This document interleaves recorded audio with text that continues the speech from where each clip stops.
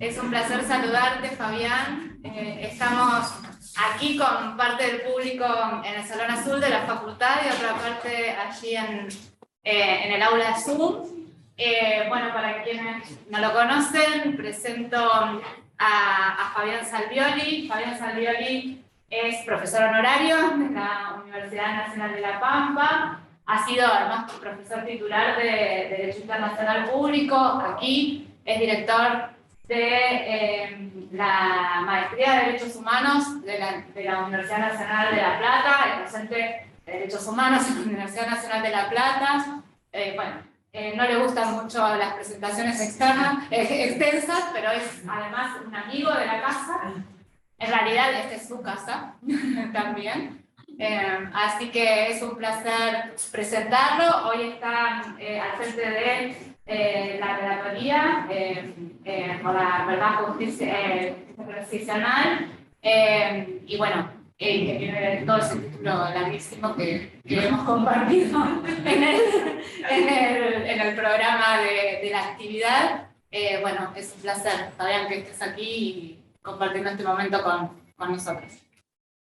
Bueno, muchísimas gracias, Lucía. Por supuesto me siento en familia naturalmente en esta universidad que tanto quiero. Me hubiera encantado poder estar presencialmente allí en la actividad. Ojalá pronto pueda visitarles. Quiero saludar naturalmente al decano de la facultad, querido amigo Francisco, y también por supuesto a quienes han organizado este evento, y naturalmente a mi querida cátedra de Derecho Internacional en cabeza de la profesora Cecilia Bertolé. Así que les mando un enorme abrazo. Como decía, es un gran gusto, un gran privilegio estar hoy con ustedes. Me pidió Lucía que hable de los desafíos frente a las grandes violaciones de derechos humanos y de derecho internacional humanitario.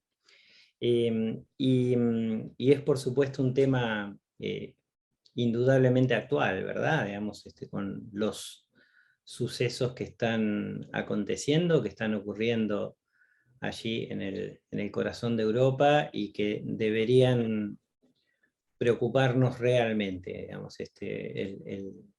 el mundo está en la cornisa de un conflicto de dimensiones aún desconocidas e imprevisibles. Y bueno, a mí me preocupa mucho ver cómo hay posicionamientos ideológicos sobre esta cuestión, como si se estuviese jugando teóricamente frente a algo que es una tragedia brutal y con costos en vidas humanas realmente indescriptibles, ¿no? Digamos, ustedes saben, los acontecimientos son profundamente vertiginosos. Hace un día y medio, 2 días, el fiscal de la Corte Penal Internacional entendió de que había sustancia como para iniciar una investigación sobre posibles hechos que caen bajo el paraguas de cobertura jurídico que tiene el Estatuto de Roma, que crea la Corte Penal Internacional. Y hoy mismo, en la mañana, el Consejo de Derechos Humanos de Naciones Unidas adoptó una resolución que fue adoptada por una mayoría abrumadora, digamos, estableciendo una misión de investigación de hechos, una fact-finding mission, en torno a los acontecimientos en Ucrania. Pero más allá de las respuestas jurídicas, el hecho de que se esté jugando con fuego cerca de centrales nucleares debería en serio llamar la atención de toda la comunidad internacional, y uno observa lamentablemente discursos casi fuera de la realidad, ¿no? Digamos, como bailando en la cubierta del Titanic. Realmente es es manifiestamente preocupante. Digamos. Sé que han tenido dos jornadas previas en las cuales han trabajado aspectos relativos a justicia transicional y también a figuras posiblemente nuevas en el derecho internacional. Y nada, a mí me hubiera gustado, me hubiera encantado realmente asistir a los encuentros previos, pero tenía otro compromiso en la Universidad de Minnesota, del que acabo de salir hace una hora. Había sido un día muy cargado, digamos, y solo por eso pido disculpas por no haber estado. A mí siempre me gusta escuchar las presentaciones anteriores por una cuestión de deferencia y además porque he visto el programa y las personas que participaban. Me hubiera gustado, por supuesto, escuchar. Así que pido disculpas si alguna de las cosas que digo ya fueron dichas, y si fueron dichas seguramente fueron dichas con mayor precisión de lo que yo voy a indicar o a decir. Las graves violaciones de derechos humanos son, por definición, situaciones excepcionales, ¿no? Digamos, situaciones excepcionales que consecuentemente requieren respuestas excepcionales. No se pueden abordar esas violaciones graves de derechos humanos como cualquier otro tipo de violación. Las violaciones graves de derechos humanos, ustedes saben que no hay una definición jurídica de lo que es una violación grave de derechos humanos, pero sí se entienden que aquellos que afectan a los derechos más sustanciales se pueden interpretar efectivamente como violaciones graves, y entonces allí aparecen naturalmente, para poner tres que indudablemente nadie va a discutir, ejecuciones extrajudiciales, torturas y desapariciones forzadas. Cualquiera de esas tres violaciones de derechos humanos, individualmente, debe entenderse como una violación grave de derechos humanos. Ahora bien, en Naciones Unidas el concepto de violaciones graves siempre fue entendido casi de manera automática como masivo. Se ha entendido grave por masivo o masivo por grave, como ustedes quieran decirlo o identificarlo, y esto es lo que ha dado lugar a determinadas respuestas que se ponen en funcionamiento en la década del 60, a partir de la dificultad de la organización de no tener instrumentos convencionales ratificados en materia de derechos humanos. Como ustedes saben, el Pacto de Derechos Civiles y Políticos, el Pacto de Derechos Económicos, Sociales y Culturales recién fueron adoptados en 1966 y entraron en vigor 10 años después. Y si bien es cierto que la Convención para eliminar la discriminación racial entró en vigor un año antes, se adoptó un año antes, en 1965, y entró en vigor poco tiempo después, lo cierto es que esa convención no le era aplicable a el destinatario de las mayores preocupaciones en la materia, que era el régimen de segregación racial de África del Sur, en lo que era el África meridional, África sudoccidental, ¿no? Me refiero a la Sudáfrica del apartheid. Y entonces se ponen en marcha mecanismos tomados de la Carta de Naciones Unidas, creados a partir de la Carta de Naciones Unidas, bajo una interpretación extensiva de los mandatos de la Comisión de Derechos Humanos de ONU. Son súper interesantes las actas de las reuniones de la Comisión, de cuando se crearon estos mandatos, y cómo el Consejo Económico y Social termina diciendo lo contrario de lo que había dicho 2 décadas antes en relación a la posibilidad de que la Comisión de Derechos Humanos, la extinta Comisión de Derechos Humanos, pueda adoptar mecanismos de investigación frente a situaciones de graves violaciones de derechos humanos. Y así nacen 2 procedimientos, uno de ellos muy criticado, porque es de naturaleza confidencial, que es el procedimiento 1503, que fue aprobado en el año 1970 por una resolución del Consejo Económico y Social. Y ese procedimiento 1503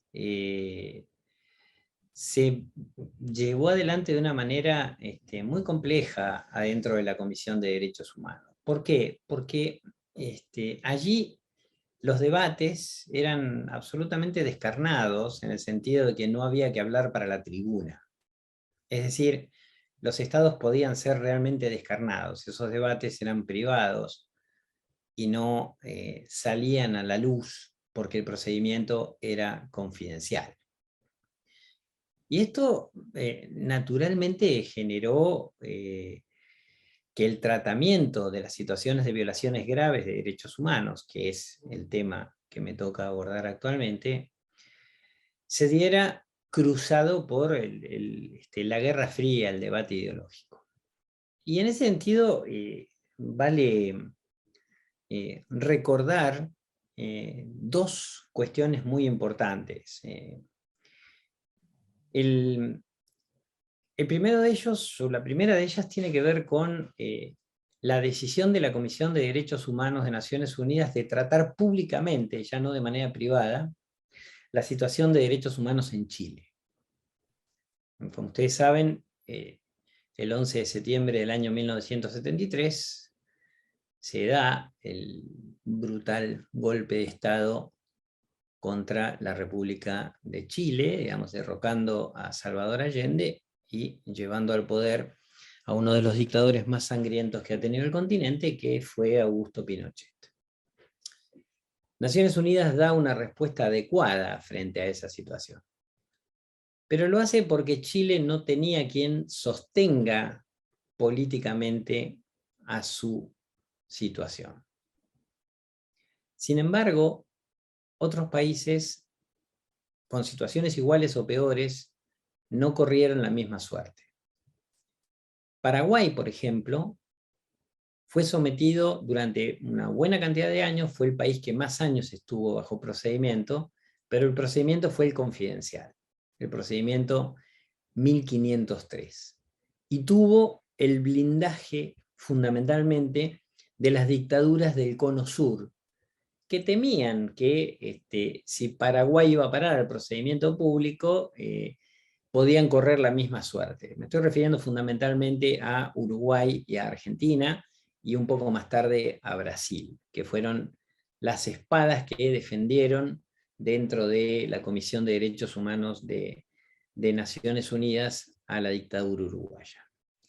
Pero otros países como Argentina ni siquiera tuvieron esa posibilidad de ser monitoreado varios años, una gran cantidad de años, en la Comisión de Derechos Humanos de forma confidencial. Y el blindaje que se le dio a Argentina, contra todo lo que se puede creer, no fue el blindaje de los Estados Unidos y del Plan Cóndor, fue el blindaje de la Unión Soviética, de Cuba y de sus países aliados. Y esto fue así a cambio fundamentalmente de la entrega de trigo de Argentina, comercialmente con la entonces ex Unión Soviética. Y esto está en las actas de las reuniones de la Comisión de Derechos Humanos de Naciones Unidas. El caso paraguayo y el caso argentino se desclasificaron y por eso hay posibilidad de acceso a esos archivos. Son los dos únicos países que han desclasificado el tratamiento de su situación bajo el procedimiento confidencial de Naciones Unidas. Este procedimiento 1503 ya no existe como tal, aunque subsiste en el actual Consejo de Derechos Humanos bajo reglas relativamente diferentes. Pero el tratamiento actual de las violaciones graves de derechos humanos o violaciones al derecho humanitario a gran escala tiene otro foro actualmente que en ese momento no existía. Y es el Consejo de Derechos Humanos de la organización. Un consejo que está compuesto por 47 estados y que hoy mismo acaba de sacar una resolución en torno a la situación en Ucrania. Y otra vez uno escucha un montón de voces tontas, digamos, en el mejor de los sentidos, poco informadas, etcétera, etcétera, que dicen que el Consejo de Derechos Humanos en realidad es un órgano que apunta con un doble estándar a Rusia y no a otros países. Y es una estupidez decir eso, una estupidez panfletaria, porque si esto es así, entonces no se puede explicar por qué el Consejo de Derechos Humanos todos los años saca resoluciones muy fuertes en relación a la situación de los territorios ocupados por Israel. Me refiero a los territorios palestinos ocupados, donde también se cometen gravísimas violaciones de derechos humanos y violaciones al derecho humanitario. El Consejo de Derechos Humanos obviamente está politizado, pero digamos, está politizado porque es un órgano compuesto por estados. De allí que sea muy importante y fundamental la existencia de órganos independientes que trabajen sobre la situación de violaciones graves o sistemáticas de derechos humanos. Y es allí donde entra la tarea de las relatorías y los grupos de trabajo especiales de Naciones Unidas junto a estas misiones de investigación, ¿no? Digamos, que están compuestas ya no por representantes de estados, sino por personas expertas independientes que llevan adelante su tarea sin responder a la agenda de ningún gobierno en particular. ¿Cuáles son los desafíos que tiene el tratamiento de las violaciones graves o sistemáticas de derechos humanos y al derecho humanitario? Bueno, como mencionaba inicialmente, estas situaciones son excepcionales y por ende el abordaje tiene que ser excepcional.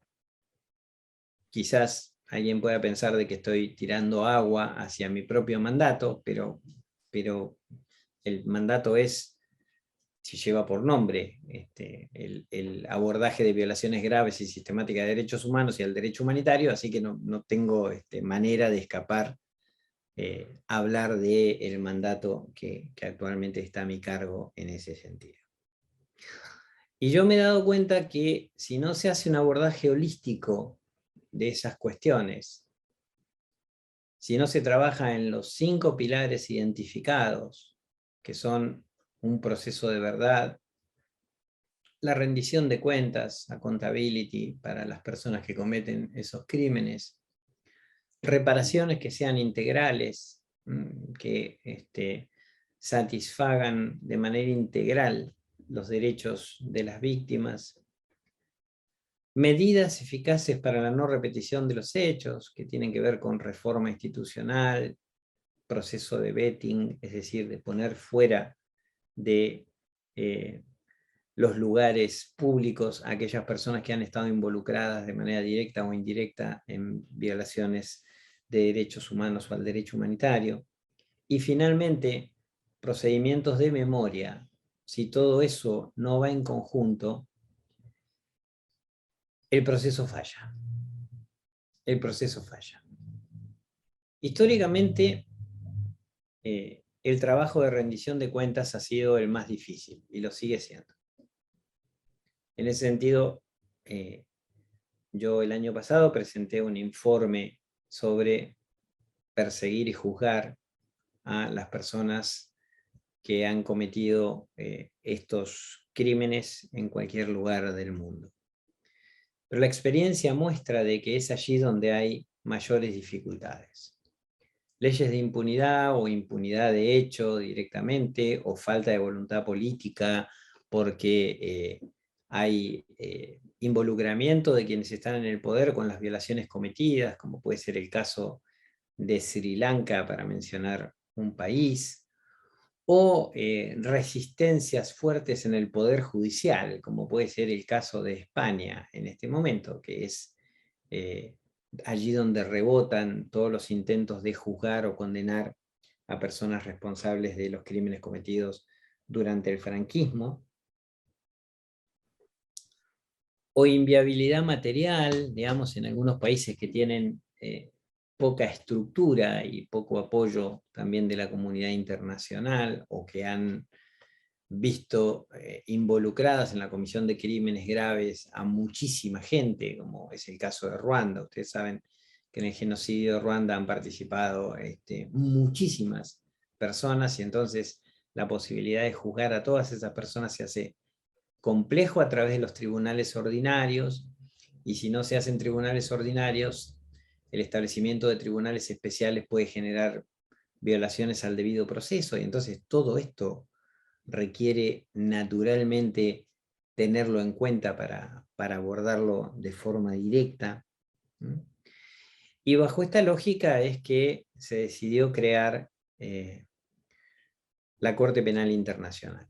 En la Conferencia de Roma, en el año 1998, entre junio y julio de ese año, se discutió y se adoptó el Estatuto de Roma de la Corte Penal Internacional, con muchísimas dificultades. Yo no sé si ustedes han abordado en sesiones anteriores las dificultades que tiene la Corte Penal Internacional en este momento. Quizás sí, y pido disculpas si ya lo han hecho, pero déjenme mencionar dos o tres, digamos. El primero es, por supuesto, la tipificación de los crímenes. Quizás, como ustedes saben, los crímenes regulados en el Estatuto de Roma, fundamentalmente los crímenes contra la humanidad y los crímenes de guerra, no toman literalmente la letra de las convenciones que regulan esos crímenes. Por ejemplo, el crimen de desaparición forzada no está legislado en el Estatuto de Roma de manera igual que está en la Convención de Naciones Unidas contra las Desapariciones Forzadas. Introduce un elemento, por ejemplo, temporal, que genera dificultades. Pero además exige que esos hechos se cometan en el marco de un ataque general o sistemático contra la población civil, y que haya conocimiento de dicho ataque por parte de quienes lo han llevado adelante, de quienes lo perpetraron, lo cual pone el margen de prueba muy alto para el trabajo de la Fiscalía de la Corte Penal Internacional.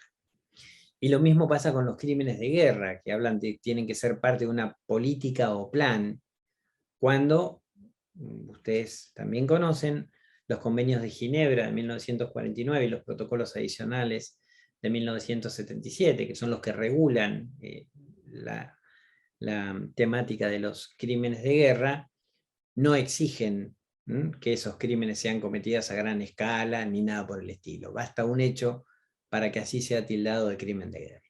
Entonces, el Estatuto de la Corte Penal Internacional no ha sido la panacea para nada, además de las dificultades que hay para el ejercicio de la competencia, que implica de que si la Fiscalía es quien inicia un asunto ante la Corte Penal Internacional, debe al menos uno de estos dos estados haber ratificado el Estatuto de Roma, el estado del lugar de la comisión de los hechos o con jurisdicción donde se cometieron los hechos, o el estado de nacionalidad de la persona acusada, lo cual genera de que, por ejemplo, si Camboya no ratifica el Estatuto de la Corte Penal Internacional y Camboya es gobernado por Pol Pot, como lo fue, digamos, y comete un crimen contra la humanidad, o muchos, no hay manera de que se active la competencia de la Corte por esa vía, solo podría llegar de la mano del Consejo de Seguridad, y como ustedes saben, en el Consejo de Seguridad hay que sortear el obstáculo posible de un veto que provenga de alguno de sus miembros permanentes. Estos son algunos de los obstáculos que tiene el Estatuto de Roma, y por eso yo entiendo de que hay impulsos por incorporar nuevas figuras al Estatuto de Roma, como por ejemplo la figura del ecocidio. Y quizás, ya que esta es una jornada de litigio estratégico, eso no sea tan estratégico. Y digo que no sea tan estratégico porque estoy casi seguro de que si se abre el Estatuto de Roma para reformarlo, se va a reformar para debilitarlo y no para mejorarlo. Esto primero. En segundo lugar, no hay una definición legal internacional aceptada de lo que es un ecocidio. Y esto entonces llevaría a los estados partes en el Estatuto de Roma a poner la mismísima objeción que pusieron en Roma, precisamente cuando se discutió incorporar el terrorismo. Como ustedes saben que fue, si ustedes ven los trabajos preparatorios del Estatuto de Roma, digamos, yo participé allí porque representé a Amnesty International en la conferencia, digamos, la posibilidad de incorporar el crimen de terrorismo o el crimen de narcotráfico, ambos dos estaban propuestos, uno por Trinidad y Tobago y otro por otro país, era Arabia Saudita y Egipto, chocaron con la problemática de la falta de definición de esos crímenes y entonces los estados no querían avanzar en incorporar crímenes que no estuvieran clarísimamente definidos. Entonces yo sí creo que todavía falta un trecho bastante grande en ese sentido, y también quizás haya que pensar el nombre de la figura concreta, ¿no? Digamos, esto sin de ninguna manera deslegitimar, y lejos de mí, lo que tiene que ver con los graves daños al ambiente, que me parecen tremendos y qué sé yo, el otro, pero quizás, no sé, quizás podría ver cómo incorporarse a alguna de esos hechos bien tipificados bajo el concepto de crimen contra la humanidad. Además porque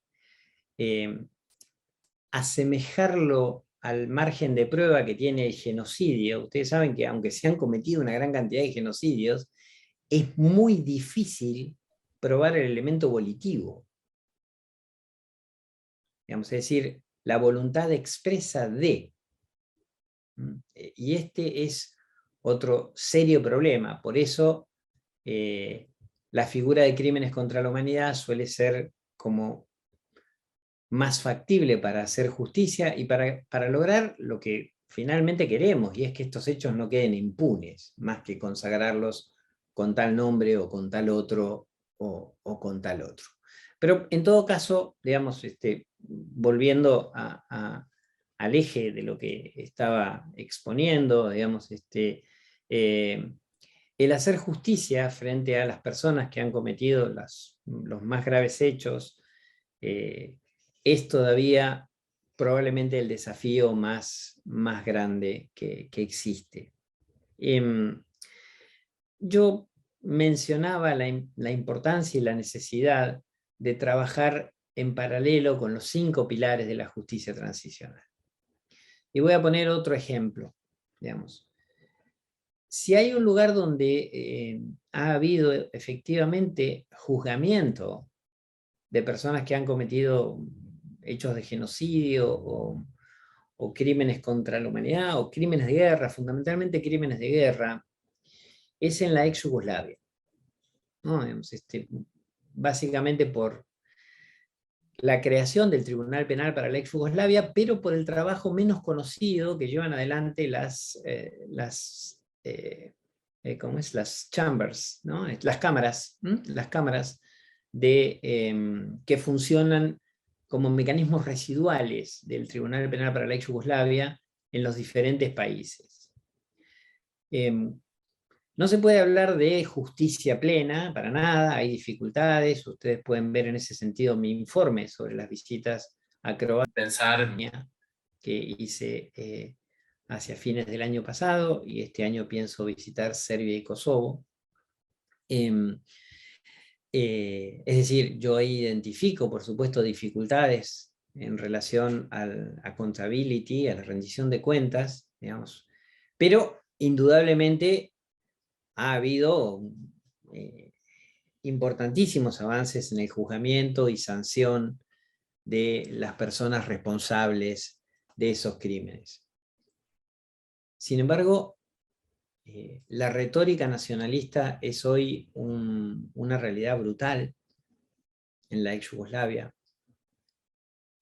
El negacionismo es espantoso, y además espantoso es muy doloroso, digamos, porque ustedes pueden constatar en las redes sociales, pero también en discursos públicos de líderes que viven en la República Srpska, es decir, en la parte de Bosnia y Herzegovina, que no es la Federación de Bosnia y Herzegovina, sino la otra parte. Ustedes saben que está dividido en 3 partes el país, que son serbo-bosnios, digamos. Y por ejemplo, yo he tenido que escuchar que en Srebrenica, ¿no?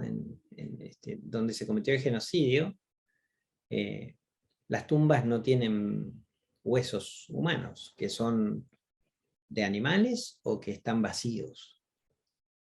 Y esto, por supuesto, es brutalmente mortificante para las propias víctimas, les revictimiza. Y ese discurso puede solventarse en que ha fallado otra pata. Lo que no ha funcionado allí es una política de educación en derechos humanos, de educación sobre lo que ha sucedido en el conflicto armado, de discurso público donde sea inaceptable legitimar cualquier tipo de crímenes que hayan sido cometidos, y ha faltado la educación en memoria. Y esto mismo ha faltado en otros lugares, ni siquiera es un problema regional. Yo puedo decir lo mismo en España, o puedo decir lo mismo en El Salvador, donde hay personas de 30, 35 años que no tienen la más remota idea de lo que ha pasado allí durante el conflicto armado. Entonces, el desafío más grande que existe en torno a las graves violaciones de derechos humanos, las violaciones al derecho humanitario, etcétera, etcétera, es no dejar ningún pilar en el camino. Abordar efectivamente esos 5 pilares de manera holística y hacerlos retroalimentantes entre sí, si es que la palabra retroalimentante existe. Es muy grave que el presidente actual de Brasil deslegitime los resultados de la Comisión de la Verdad de Brasil. Y este es un serio problema, digamos, cuando tenemos una Comisión de la Verdad que ha identificado gravísimas violaciones de derechos, particularmente contra pueblos indígenas, que no es casual, son hoy foco de persecución en la Amazonia. Entonces, abordar en conjunto todos los elementos que hacen a un análisis integral de las violaciones de derechos humanos y el derecho humanitario cometidos es, por supuesto, algo imprescindible, indispensable. Otro aspecto que también, por cierto, juega en esta dimensión es el rol de las reparaciones.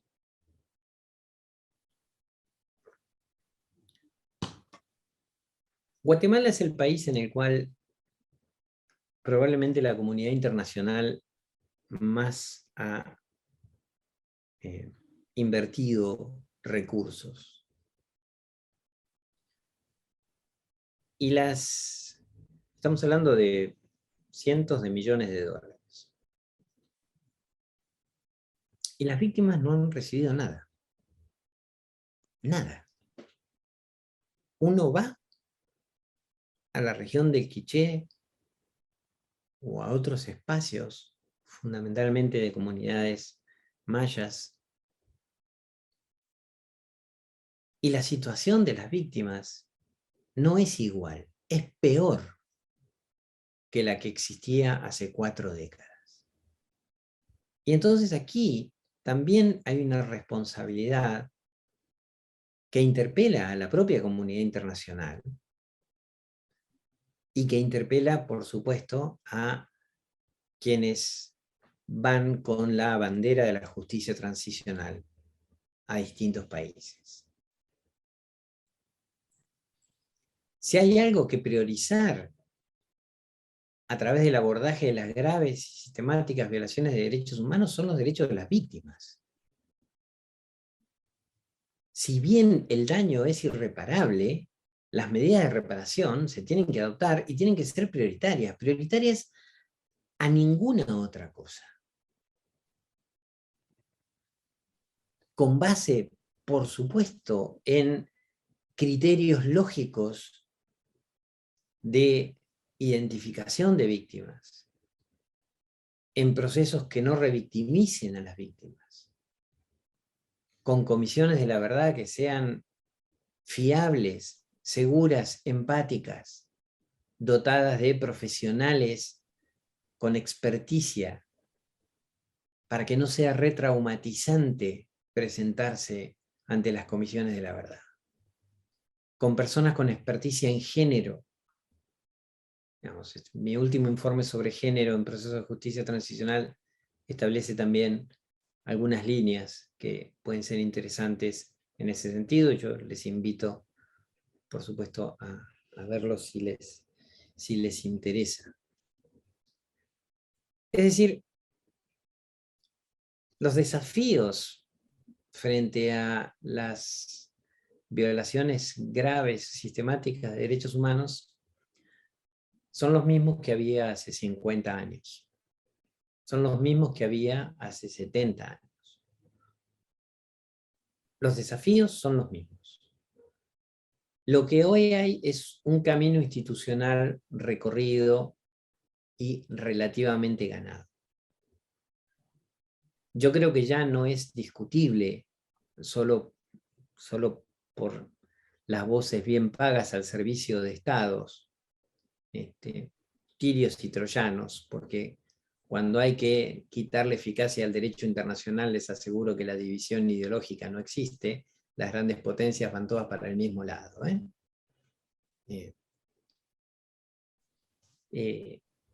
Pero más allá de esas voces interesadas, incluso en doctrina bien paga para eso,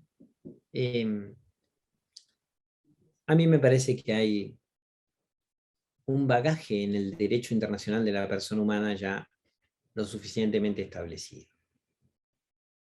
La mayoría de los estados han ratificado los principales convenios internacionales de derechos humanos. Me refiero, por ejemplo, al Pacto de Derechos Civiles y Políticos, a la Convención contra la Tortura o a la CEDAW, digamos. Y también están sometidos a diferentes procedimientos. De hecho, la Federación de Rusia es parte en el Convenio Europeo de Derechos Humanos, ¿no? Digamos, entonces, por supuesto, puede recibir casos ante el propio Tribunal Europeo de Derechos Humanos y tiene casos ante el Tribunal Europeo de Derechos Humanos. Otros países que no están sometidos a tribunales internacionales en principio, como pueden ser Estados Unidos o Israel o China, digamos, que otra vez en este sentido no hay mayor diferencia ideológica entre unos y otros, sí están sometidos a procedimientos ante los órganos de tratados de Naciones Unidas, como pueden ser los comités específicos, y también a estos procedimientos especiales como el que yo llevo adelante, relatorías o grupos de trabajo. Y entonces se puede establecer un monitoreo internacional con base en instrumentos jurídicos que son obligatorios, que son vinculantes para los estados. Hay otro gran debate y otro gran campo de batalla en relación al valor jurídico de los pronunciamientos de los órganos internacionales. Bueno, yo sobre eso he terminado de publicar un libro que examina de la manera más rigurosa que me salió el funcionamiento y rol de los distintos órganos internacionales de protección de derechos humanos y también el valor jurídico de cada uno de los pronunciamientos que estos órganos emiten. Pero lo más importante frente a las violaciones graves y sistemáticas de derechos humanos, y ya con esto, por cierto, voy a ir terminando para cumplir con el tiempo que me fue asignado, y además porque ustedes vienen de una muy larga jornada, y seguramente muy desgastante y enriquecedora jornada, y además mañana continúan, digamos, un programa muy, muy exhaustivo. Para mí el mayor desafío es prevenirlos. El mayor desafío frente a las violaciones graves de derechos humanos es que no ocurran, es prevenirlas. Cuando ocurrieron, ocurrieron, y por más que se busquen mecanismos, la reparación es irreparable. Aunque reparemos, es efectivamente irreparable. Y la prevención de violaciones de derechos humanos no solo se hace con educación, que es probablemente la vía más cómoda para decir, hay que educar en derechos humanos, hay que formar en derechos humanos, hay que educar en memoria. Sí, por supuesto, todo eso hay que hacerlo. Yo también presenté el anteaño pasado un informe sobre memoria como quinto pilar de la justicia transicional. Pero me parece que hay pasos previos y deberíamos interpelarlos en relación a qué hacemos frente a esos pasos previos. Y esos pasos previos tienen que ver con los autoritarismos. Esos pasos previos tienen que ver con los gobiernos autocráticos o con las dictaduras. Hay que levantar la voz. Nada, absolutamente nada, justifica una violación de derechos humanos. Nada, absolutamente nada, justifica encarcelar personas opositoras. Nada, absolutamente nada, justifica la tortura. Nada, absolutamente nada, justifica detenciones arbitrarias. Nada, absolutamente nada, justifica ejecuciones extrajudiciales. Nada, absolutamente nada, justifica desapariciones forzadas. Y esto vale, lo practique Estados Unidos en Guantánamo o lo practique Maduro en Venezuela. En la medida en que no comprendamos que las violaciones de derechos humanos son violaciones de derechos humanos, independientemente de quién las perpetre, independientemente de quiénes sean las víctimas, entonces las autocracias seguirán siendo alimentadas, y seguirán siendo alimentadas incluso por nuestra responsabilidad. Y entonces después, cuando se desencadenan las tragedias, ya es tarde, y no hay derecho que alcance. Sin embargo, ahora que el mundo vive una época tan tremenda y tan desoladora, es, creo, cuando más claro y más firme hay que hablar.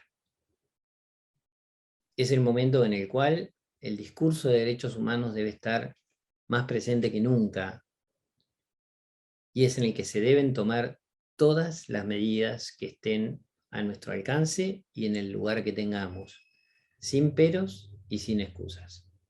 Bueno, les agradezco mucho por la atención que me han brindado.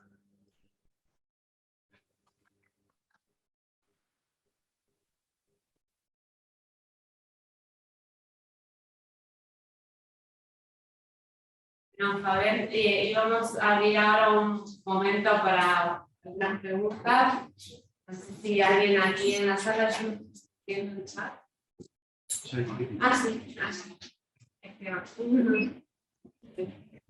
Hola Fabián, ¿cómo estás? Gusto saludarte. Es la primera vez acá. Fabián, Mi queridísimo compañero Esteban Torroba. Qué alegría verle y escucharle. Dichosos los oídos que lo escuchan. un gusto escucharte a vos, Fabián. Fabián, te escuchaba hablar un poco de la labor que nos corresponde a quienes trabajamos en derechos humanos. Una de las cuestiones que tratamos en esta jornada tiene que ver con los derechos humanos en contexto de pandemia y también pensando hacia adelante en la pandemia. Quizás sea un poco precipitado sacar conclusiones a nivel global, pero ¿cómo ves vos en este contexto de pandemia, de situación de emergencia, de estado de excepción, la situación de los diferentes estados, digo, en términos generales, sobre las posibles violaciones graves a derechos humanos y sobre qué aspectos deberíamos estar más atentos quienes trabajamos en derechos humanos para bueno, tratar en clave de prevención? Sí, gracias. Mirá, hubo como demasiado optimismo tonto en relación a la pandemia, diciendo que de la pandemia íbamos a salir mejores, y eso no es automático. Se sale mejor si se trabaja para salir mejor. Digamos, si no, no se sale mejor. Se sale igual o se sale peor. Pero yo sí creo que a quienes trabajamos en derechos humanos, la pandemia nos da algunos argumentos extras que son muy importantes. Frente a quienes hoy todavía siguen menoscabando a los derechos económicos y sociales, pues la pandemia ha demostrado hasta dónde los derechos sociales son igualmente importantes que los derechos civiles y políticos. Y entonces, a mí me parece que ha quedado más que demostrado, y podemos utilizar como herramienta, que cuando hablamos de interdependencia, indivisibilidad de los derechos humanos, no estamos haciendo un abordaje teórico. Estamos hablando de cosas que repercuten directamente en la vida de la gente. Creo que este es un elemento, por supuesto, a tener en cuenta. El otro elemento de derechos humanos y pandemia tiene que ver con la utilización de discursos de derechos humanos para decir cualquier estupidez, ¿no? Digamos, fundamentalmente me refiero a las posiciones antivacunas, pero más allá de quienes son terraplanistas y todo ese tipo de cuestiones, gente de la cual no hay que reírse, porque son peligrosos y muy peligrosos, y generalmente están alimentando a las extremas derechas en todos lados. Independientemente de eso, digamos, yo he visto gente que argumenta, digamos, quizás con inocencia o de buena fe, aspectos de derechos humanos que son completamente idiotas, como que la exigencia de un pase sanitario es violatorio de derechos, cuando todas las personas sabemos que los derechos tienen determinadas limitaciones, que esas limitaciones, por supuesto, son válidas siempre y cuando tengan legalidad, legitimidad, necesidad, digamos, temporalidad, digamos, y estén sometidos a todos esos requisitos, digamos, así medía las posibles violaciones de derechos humanos el Comité de Derechos Humanos que yo integré en Naciones Unidas durante 8 años, recibiendo y resolviendo casos. Y por supuesto que no hay manera de argumentar que la exigencia de un pase sanitario para ingresar a un lugar viola derechos individuales, porque sería lo mismo que decir de que la prohibición de fumar en un restaurante, al interior de un restaurante, viola derechos individuales. Tendría la misma lógica, pero además existe la obligación de proteger derechos. Como ustedes saben, desde el concepto genérico de derechos humanos hay dos grandes obligaciones: la obligación de respeto y de garantía. Y dentro de la obligación de garantía está el deber de prevenir violaciones de derechos humanos, ¿no? Y prevenir violaciones de derechos humanos incluye prevenir afectaciones a los derechos que se puedan dar entre particulares. Entonces, ustedes en un aula de clases no le pueden exigir a alguien que vaya y se siente y esté 2 horas adentro del aula, porque si no le ponen ausente, y no darle la garantía de que la persona que está sentada a su lado está vacunada. Porque estarían fallando como institución en ese sentido. Y podrían recibir demandas en ese sentido, y yo, por supuesto, llevaría las demandas con todo gusto en ese caso. Digamos. Entonces, este es otro elemento también importante. El tercero es la desnudez de la inequidad. O sea, es una cuestión global y tenemos un continente que tiene índices mínimos de vacunación, que es África. Y esto, por supuesto, es inaceptable. Y pone arriba de la mesa la temática de las vacunas y las patentes sobre las vacunas, que es algo que hay que discutir desde una perspectiva del derecho a la salud. Y es un debate que todavía está pendiente y que hace falta dar. Pero hace falta darlo, como todos los debates en derechos humanos, seriamente y no desde el panfleto, porque cuando discutimos desde el panfleto retrocedemos 10 casilleros. El cuarto, me parece, elemento que hay que tener en cuenta en relación a la pandemia y los derechos humanos es evitar que por el discurso de la pandemia se saquen beneficios de quienes no corresponden.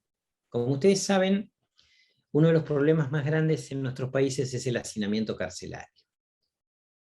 Y entonces Naciones Unidas, con mucho criterio, adoptó unas disposiciones que incluso sacó la alta comisionada de Derechos Humanos para tratar de eliminar el hacinamiento en las cárceles en contexto de pandemia. El hacinamiento en las cárceles hay que eliminarlo independientemente de que haya pandemia o no. Pero bueno, en contexto de pandemia, mantener hacinamiento en cárceles es directamente criminal. Sin embargo, los primeros que salieron a pedir salir son los genocidas, en todo el mundo. En todo el mundo. Esto pasó en Senegal, y digo porque me ha tocado resolver esos tipos de asuntos. En Senegal, Fujimori, en Argentina, digamos, lo han invocado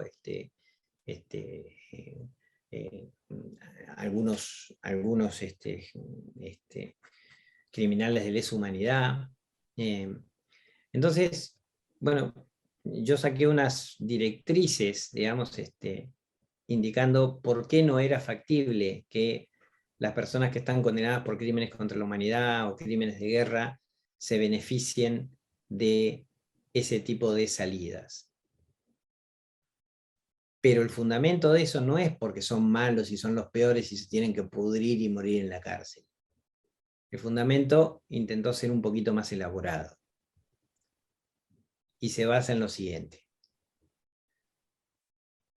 Si tenemos que desagotar las cárceles, lo lógico es iniciar ese desagote de cárceles a partir de quienes han cometido los crímenes menos graves. Y por supuesto los crímenes contra la humanidad son los más graves. Entonces, podría pensarse en una liberación de criminales de lesa humanidad una vez que hayan sido liberadas todas las personas que no han cometido crímenes contra la humanidad y que están en cárceles. Pero claro, cuando eso suceda, ya no va a haber superpoblación carcelaria. Entonces tampoco va a tener sentido proceder a esa liberación. Y mucho más si tenemos en cuenta que por razones de seguridad, en ningún lugar del mundo quienes han cometido crímenes de guerra o crímenes contra la humanidad están en pabellones masivos. Generalmente están en situaciones de relativo privilegio, hasta por razones de seguridad. Y no digo que eso esté mal. Pero lo que digo es que no se pueden aprovechar, entonces, de una situación como la de la pandemia para exigir una liberación que de ninguna manera le corresponde. Porque a la impunidad jurídica con la cual ya ha sido tan tremendo luchar, como dice mi perro, digamos, se le agregan, sí, es Benito, mi perro. Se le agrega la impunidad de hecho. Y la impunidad de hecho es hacer como si. Es decir, iniciamos procedimientos, juzgamos, eventualmente condenamos, pero luego les mandamos a su casa por A, por B, por C o por D. Y eso naturalmente de justicia tiene poco. Yo creo que esos son 5 elementos que podrían ser, respondiendo a la pregunta de Esteban, algunas cuestiones preliminares que tienen que ver con pandemia y derechos humanos. Pero no es algo que haya pensado muy en profundidad, ¿sí? Gracias, Fabián. Bueno, no sé si aquí alguien tenía alguna otra pregunta o comentario.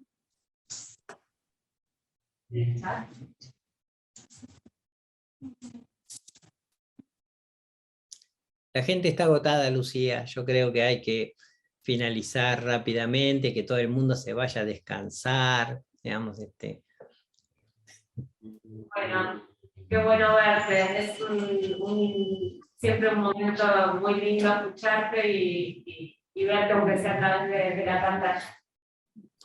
Bueno, Bueno. muchas gracias. Te damos un último aplauso. Muchas gracias. Mucho por acompañarnos y bueno, nos seguimos mañana. Así que nos vemos. Gracias. Chao. Que les vaya bien. Hasta luego. Gracias.